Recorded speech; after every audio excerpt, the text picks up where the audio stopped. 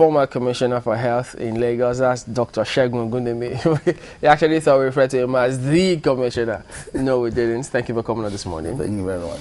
Well, it's interesting, the comments, the speech of the president. Yes, it came out today longer than everybody had thought and different time.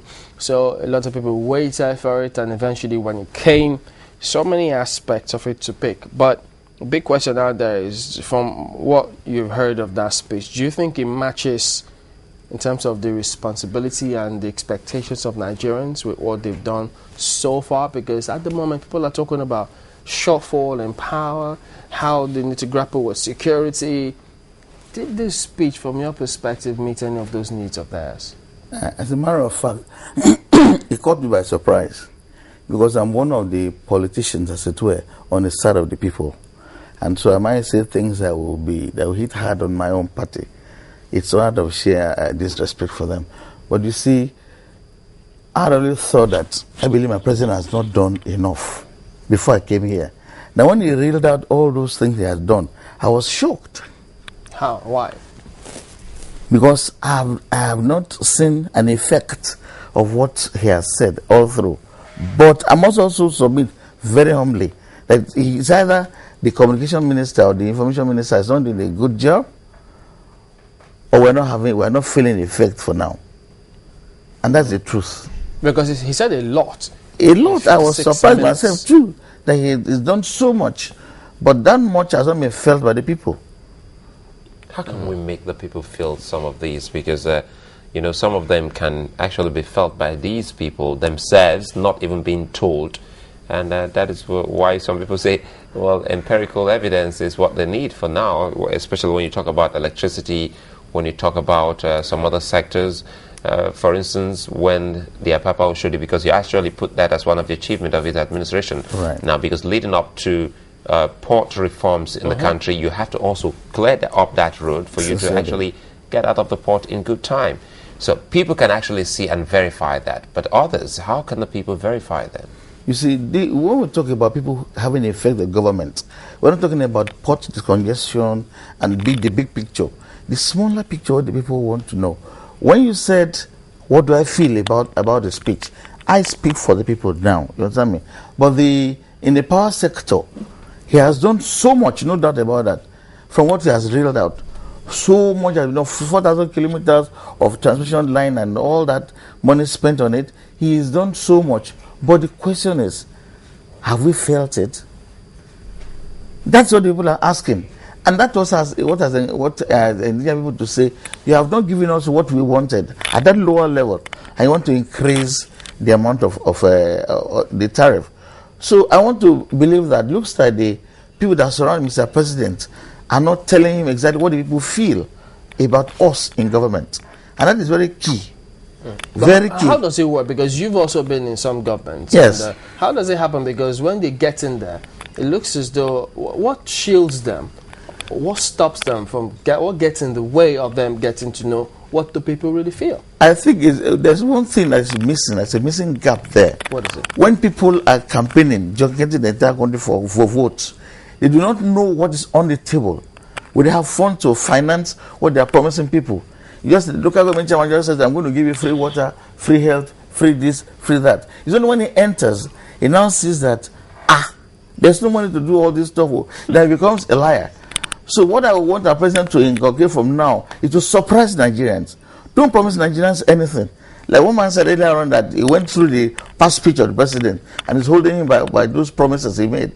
What I believe, you should not promise Nigerians. We also had the president say, I'm not promising Nigerians anything. I mean, we've heard instances where he said that. And yes. People hold it. People have even analyzed that. Is it a sign of laziness? You don't want to be held accountable? Those kind of things have also come out of saying things like, I do not want to promise you anything. I want to do something for you. You see, people should realize that when he says that, he's being very honest. If you don't have enough money, how do you promise them you're going to give them this, give them that, give them this, give them that? It will be impossible when there's no money on the table. And that's the mistake most presidents have been having. And let me tell you, it will be too early today to call for the performance of Mr. President. He's only spent just 1 year of his own term. The term is spent before he came in as vice president and then president, they actually not. He was not on the saddle, but now he's on the saddle. It wasn't as if he was having a party waiting for his term to come. He was still working there. But he was not in charge. He was not calling the shot. But what you are saying now, that we want Mr. President to know that Nigerians expect more than we have done so far now. At the voting period, people had so much expectation across the country. People voted for him willingly. Let me they were not coerced. Yes. Correct me if I'm wrong. Are you a member of the PDP? Yes, I'm a member of the PDP. How do you get, is it possible for members of the PDP to get feedback down to, say, the national headquarters to let people know how they feel? Because if you say that the communications ministry is not exactly doing what it should, wouldn't you think that should also be one of the functions of the political party? Well, we are quite sad that because we have strata in the PDP, the world level, local government, state, the national working committee, the FAC. So there is that order in PDP where you pass the information. But yours and behold, people, the members live within the people. So we hear what the people say. That's the more authentic information for government. Because when you tell me something, when I'm relating it to him, I will add something or subtract something. You understand my point? So I would want a bigger machinery of information gathering within the people themselves to know what we really did. Yes. But right now, I think that there's a missing gap around that line, and that's the truth. We don't have a direct communication with the national on socio-economic issues that will impact upon our processes and whatever in government. That is the truth. I'm quite sure loads of people will be shocked when Marpe asked if you were a member of the PDP by your answer, because you actually said that you were speaking for the people. Yeah. And it's quite strange. Are politicians like this? Do they say they are speaking for the people irrespective of what their political parties are doing? Because we expected that when you come here, you were going to say, no, the people are happy, the people have electricity, the people... But now you said, well, you're amazed at what achievement so far the president has, to the extent that you are also putting another blame on some party members for not putting such achievements before the people. Yes. So how can you remedy all of that? That's what she's asking. If there's any kind of medium with which you can actually get to these people and let them understand that, look, you're not doing enough because the constituents which I'm part of, we're not feeling you. You see, that question is quite germane, actually. You give the background of what I've said and what we're discussing. But the people themselves know within them if we are telling them lies or not. And I don't want to play to the gallery like most politicians do. These are things that will make our president derail. You must tell him, President, sir, we must say this, we have said this, blah, blah, blah. What people are thinking is this. I've been in government before. And one of the greatest mistakes anybody can make is to cocoon the ruler or the government from what the people are feeling. It's so important because that's the barometer by which we are going to gauge that particular government. Government should put the president should put that particular barometer in place to actually know the feeling of the people. Very soon, the opposition will soon come out and start lambasting us. You said this is not been done. You said that it's not been done. And it's because, you see, I want the focus of our discussion to be people-oriented. Should we say people supporting the people? Look at the fuel subsidy removal that happened the last time. Although the reason for removing the fuel subsidy is very strong, very, very strong. We don't have any choice than to remove the subsidy. But things would have been put in place before the subsidy removal. Not when something was removed suddenly and people started shouting, forming barrages of placard-carrying Nigerians against the expectation that this is my president. That kind of mistake, let's just say now by what you just said is a mistake. Is it the kind of mistake we're about to make with the hike in electricity tariff? We might come to that if care is not taken. We must do enough public education. If Jonathan himself warned the NRC that you must ensure that you discuss with Nigerians before you carry out any increase. If that would cut across the entire country. And I cannot see the NRC doing that much across the country. They have not done much. You will now wake up one day, Mr. President, yeah, go ahead and then without the... What it seems they have been doing is a campaign. And yes, most times when exactly, a campaign to Nigerians, because if you look at the news, if you look at what's been going on most events, what you find out is that the NERC has been carrying out a campaign. Is that how to carry out a conversation? But that's not the expectation of Mr. President. It was NERC to have some local discussion with the final beneficiaries, industries and all that, and let them know why they want to increase. Because I know for sure that if we don't increase the tariff, I'm telling you this from my own knowledge, we will not have investors coming in, because an investment wants to put an investment. An investor want to make his money and go back to his country. If they don't make enough sales from the sale of electricity, they will not be decided to come. That's what the president is saying. Ensure that you and get the feel of the people, because there's this danger in commercialization, privatization of electricity.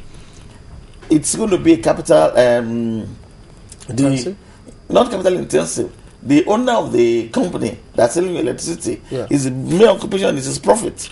He does not care whether you are struggling to pay the amount of money or not. And that's what government should realize, that privatizing electricity at this time where that's what God bind everybody together. We must be very careful in the implementation so we don't overprice the electricity and then create more problem for the people. In terms of what the president has done, from what he's read out, which you were not aware of previously until today, even if the ministers or anybody who was there with him had put all those information out there, do you think it would have made any impact, especially with the security challenge that we had?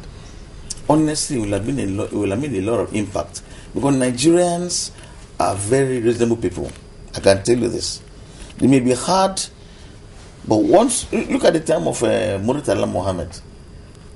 He spent only 6 months in office, and everybody could see that money. They say money justifies the day. It tells about the day. That if this man had spent 1 year, 2 years, 3 years, he would have done a whole gamut of things for the people. That's my point. So if we had put this in the public domain, people would have been seeing what Mr. President is talking about. But now hearing it today, honestly, I'm being very sincere with you. I was so impressed with that speech. Very much impressed. You didn't mind that it lasted 1 hour? I mean, your president is talking to you, say you want to watch your time. You must listen to your president. It took 2 hours. He has a lot to tell his people. He's talking to his people. All right. So they tell us before you go. Sorry to butt in there. We're out of time. What do you think about this Lagos doctor strike, the way they're going about it? Honestly, the Lagos doctor strike is something. The sack now, because sack is very unfortunate. Very, very unfortunate, because I cannot fathom how a government can sack doctors. You don't produce doctors overnight, and the younger ones that they have brought in now are people who are they're very young. If I had one bitter experience in my hospital yesterday, they brought in somebody from one of the general hospitals. We have to call a frozen abdomen. They said he has appendix, and he has been being managed in the hospital, but there were no doctors. So we attempted to do a heroic thing in the theater yesterday and found what we call a frozen abdomen. You cannot even decipher what's in the abdomen. So your best bet then was just to do some lavage and they close up and come out, for the fellow to come back in 3 months' time. And that portends grave danger for those currently in hospitals now across the state. And I feel very, very touched. What would have expected is Lagos State government to look into how they can meet the demands of those doctors at all costs. They said they recalled about 34 of them now. I don't have it on radio when I was coming here. Does that help? Well, I don't know how that happened. Maybe I don't know. Maybe those of them that chicken in. You know, Nigerians are liver lily. Maybe they heard that they're going to do whatever to them. Okay, I'm not there. Just put my name there.